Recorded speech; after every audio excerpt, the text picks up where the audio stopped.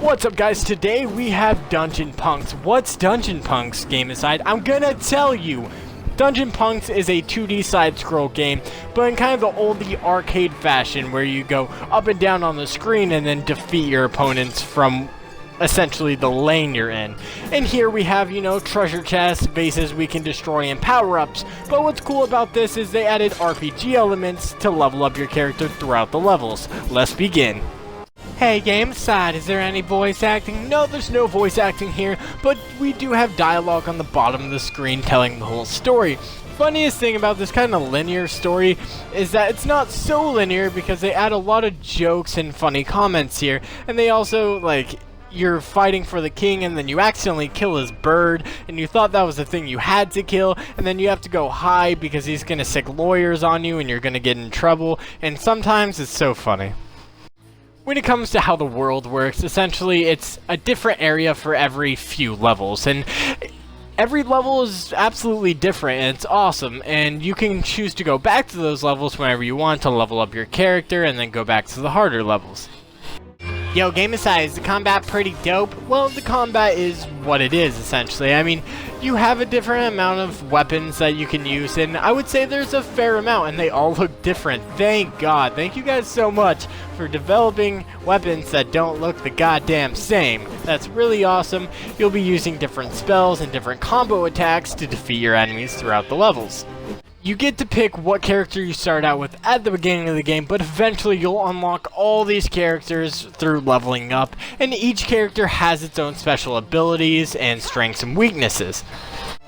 After the levels and defeating many enemies, you'll be able to go back to the store. You can buy spells, you can do a quick buy, which someone buys all the stuff for you. It's kind of like a weird auto buy thing. Not for equipment though, you can choose to buy any equipment you'd like from this person, but you do get better treasure out in the levels. So always look for treasure, make sure you always pick those up, but this is kind of the cool RPG element that this game has. Something that's really cool is definitely the graphics and how every level is different. Thank you so much for making all the levels different.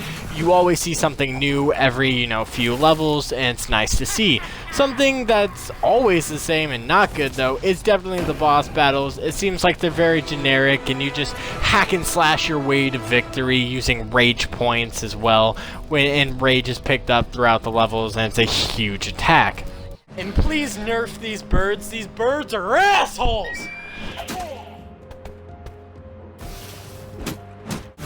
And if you have friends to play with, good side so, there is couch co-op, and that's really nice and it plays very well. The problem I'm having here though is, let's say this game takes 15 to 17 hours. The problem here is that the game is $15. So I think price is really important, especially when I'm reviewing a title. If this game was $10, I would say absolutely go for it, but it's really up to you. Even though everything's pretty good, it's $15. And talking about the soundtrack real quick, it's really nice and soothing most of the time. It's not like super exciting when nothing's happening or vice versa. It's a really good soundtrack all the way through, and it's not like terrible music like a lot of indies do have, or very repetitive. It's very good and very clear most of the time, and it's really enjoyable sound.